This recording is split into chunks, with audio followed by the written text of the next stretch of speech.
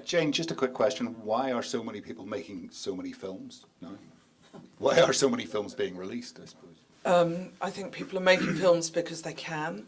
Obviously, the technology is there in film cameras that didn't exist 20 years ago in quite the same way. You can produce really professional-looking work relatively easily and with the technology available.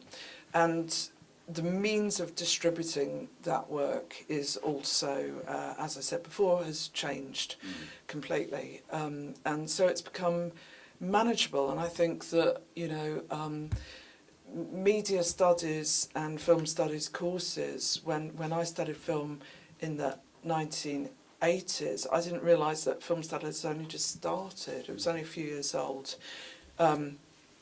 And it was embedded in a course called Combined Studies. But now my 17-year-old daughter is studying media studies at school, as everyone is. And I think that people's, the way generation upon generation have grown up is, obviously thinking like that things are, it's possible to be a doer of these things. So I think education has really opened up people's interest in being part of the industry. So yeah, it's a combination of, I think, what's happened in education and studies and the technology coming together. Yeah, okay. So, but it still creates a lot of challenges for the distribution systems. So many films being made. I mean, if Susan's in the position where she, only has two screens, she could only show so much on one thing. But so is there a disconnect between what's available, and is that disconnect going to be taken up by video on demand? Is something else going to take up the slack? Is what I I think obviously video on. Sorry, Christo. Video on demand and online platforms present another means of watching films, and we can kind of collectively look more at what it looks and feels like, what iTunes is, what Cousin Home Cinema is, what BFI Player is, what Sky is, what 3BT, what those things. Netflix. Precisely. So, yeah, I mean, theoretically, there's an affordable platform, and of course, YouTube. What those things are not is communal, a means of presenting a good quality communal experience, so that people can see a film in which the filmmaker intends it to be shown at the same kind of standard through good quality projection, but also in a group. Like film is not necessarily made to be consumed in isolation. So, I don't know, Christo, would you like to talk more about that? Well, yeah, just on the on online platforms, I think it's important, if you're the producer, to remember how many people are between you and the customer. I mean, for years, I think lots of producers would do these very alluring sums. We'd say, well, this film's going to cost £200,000 to make. Actually, if we're really, really lucky, we can make it for £100,000 because we won't be paid. £100,000, well, if 10,000 people pay £10 to watch the film, that's the whole thing paid for. There must be 10,000 people in the world who will pay £10 to watch this film, and that world has never come. As it happens, and partly it's what I mentioned before, the great difficulty of people knowing that your film exists, i.e. your core audience knowing the film exists, which just in passing is one of the reasons why we are very keen that all of the documentaries we have anything to do with are shown in cinemas, because it's still it's a very, very effective way of creating public awareness and public discussion about a film. But I think the second thing, and this is the real point I want to make in this context, is there are just so many people between the consumer and you, because there's Netflix, and then there's the aggregator, and then there's the distributor, and there may be a sub-distributor between the aggregator and the distributor, and then all of the costs of getting the film there in the first place are going to be borne by you as the producer. So it's really, we've had films that, are quite successful in terms of the number of people around the world who've watched them, but in terms of the revenue, they are generating revenue for us. That's good, but it's not. It's not so much revenue that you can make a living out of it, actually. I mean, that's why most of our films have a complex funding model and generally has some money in them that is not expected to be repaid, right? So, but just on this particular point, it is really interesting. There's one statistic which I really like to quote because it has the virtue of not being invented by me, but being the result of a proper piece of market research. We made a film in 2009 called The End of the Line, which is a film about the threat to world fish stocks from overfishing, which was shown in Belfast. And that film opened in 43 cinemas on the first night, for one night only, nationwide. And we sold out in nearly all of those cinemas. And there are cinemas of sort of, 50, 90, 150 seater cinemas. Within a month of that film, 8,000 people saw that film nationwide. 8,000 people saw it. Within a month, for every person who'd seen it, 800 people in the country knew about the film and what the film said, right?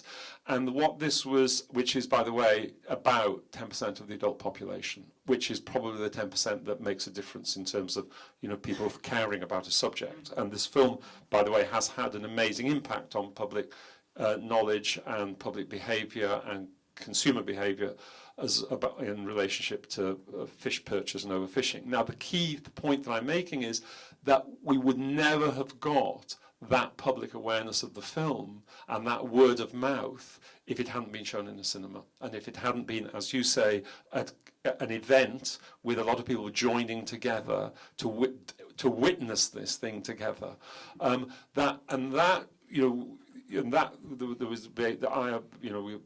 was I think NOP did the research, so that's why these figures are not invented by me. And that was a very, very important lesson for us, which was that there's still, for some reason, which is not hard to speculate about, there's something about the cinema experience that is a public experience that creates a knowledge and awareness of a film that you probably can get it, but which would cost you, hundreds of £1,000s to get if all you had was a social media campaign around it. Yeah. So word of mouth is still. Yeah. Well, the FDA, the Film Distributors Association in London, which we're members of, just done a piece of research asking people why they go to the cinema. And the main reason they go is word of mouth. Somebody they trust says there's a good film on, which is fascinating. But that is still the main reason why people choose to go to the cinema, I think. I suppose that would be different from the sort of YouTube style of finding films. I got Netflix, a year ago, and I still can't find any films on it. My point. Do you know what I mean? In that, I know they're there, but I can't find them, and if I search for a term, then nothing. So that sort of thing seems to be very difficult and stops filmmakers. Tom, do you have a positive thing about video on demand, or is there something good about it? Well, we're quite lucky because we're one of a handful of distributors in the UK who actually have a room on iTunes, so we can actually direct our audience to that room, and that actually makes us quite successful on iTunes. But that's kind of an exception, really.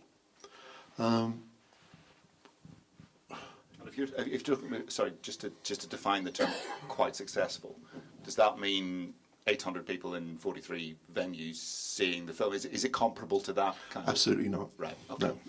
No. No, the real VOD figures are much lower than that. We may get a couple of thousand people watching a film on iTunes. And we've been doing quite well on Vimeo as well. We do a lot of shorts and short collections, and the last one that went up on Vimeo, for example, we had 150 purchases in the first 2 days, which was for Vimeo was very big. It is a slowly growing market. There's the BFI player, there's Curzon Home Cinema, and we might do a couple of £1,000 on those platforms for some of our better known films. But it's not spectacular. Yeah, so it's not necessarily going to build an empire off the back of it. No, and the thing is actually, as you were saying, be able to find films on these platforms. And we have quite a few films on Netflix. And iTunes, the films that are more successful on iTunes are where you can get on the front page.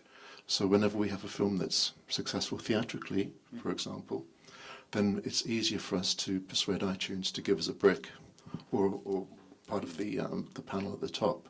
And when we get that, then our sales are substantially larger than they would be otherwise, because the audience, when they come to the platform, they see it there right in front of them, and if it's not too expensive, they're quite likely to give it a try, or if they may well have read about it press-wise when the theatrical take place. So, that always works very well for us. I mean, Jane, what's the experience of the iPlayer? It's what, a year and a half it's open now? Is it? Yeah, the BFI player is a curious beast because it does two things at the same time. It provides access to films for transactional VOD. Sometimes those are day and date with theatrical release. We're also trying to build a collection of classic films on BFI player. So we're aiming to get the top 20 of the Sight and Sound 100 greatest films. There's some real licensing challenges in there, but we're also trying to present a selection of films that have been at the London Film Festival. So all of those have what we call a paywall in front of them, and it's anything from a couple of quid through to £10 to see the film. What we don't yet have is a subscription video on demand model like Netflix, but we will have one soon. And we don't have download to own, which is the iTunes model. But at the same time as doing this commercial proposition for films where we have underlying rights holders, we're also using the BFI player to present films as part of Unlocking Film Heritage, which is a huge project to digitise the holdings of the BFI National Archive, also the holdings of the regional film archives. So at the moment we've organised the content thematically that's coming through from the archives, and one of the big themes is by postcode. You put in the name of a place or a postcode onto an online map on BFI Player, and it will find you archive film of that place, and people love it. It's really cute. You can find your hometown or wherever you might be interested in. So we're building, and that's free to view. So effectively we're building a free to view thematically organised proposition at the same time as presenting a commercial proposition around different types of films. To be really honest with you, I think audiences may be finding it quite confusing because we have sort of separate routes into the platform. So everything is so new in the online commercial environment. No real conclusions have been reached yet. So I think people find it confusing. Maybe they don't. Maybe the people looking for archive footage of their hometown find it quite straightforward, and it's a complete separate market who are looking to see the Abel Ferrara film Pasolini day and date with theatrical release. I don't know, to be honest.